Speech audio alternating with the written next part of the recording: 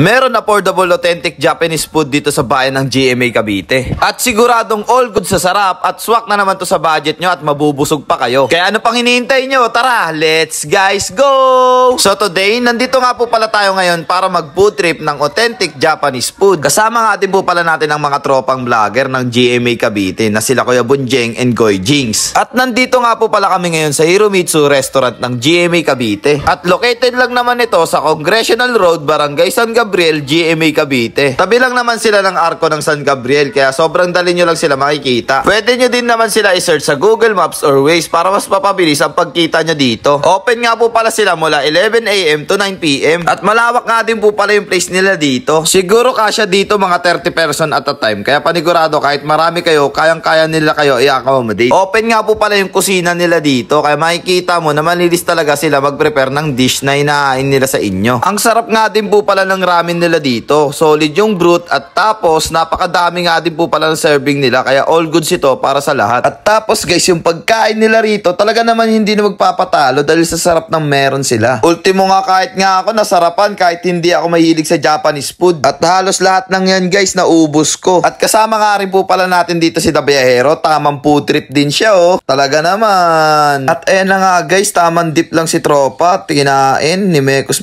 ni Insan. Umikot-ikot yung ulo. At yan naman si Kuya Bunjeng, tamang di mapakalit. Titikman niya naman yung pagkain niya. Hindi ko alam kung anong tawag dyan. Pero yan, tinikman niya na. Tinuro-turo. Ayan na, tinitikman na. Ang sarap daw. Mabisang mabisa. Sabi ni Kuya Bunjeng. Sinabi niya sa akin yung kanina. At ayan naman si Kuya Goy Jings. Inangat-angat yung noodles. Inangat-angat yung noodles. Tinikman. Tinikman ulit. Ayan na. Kinain-kain.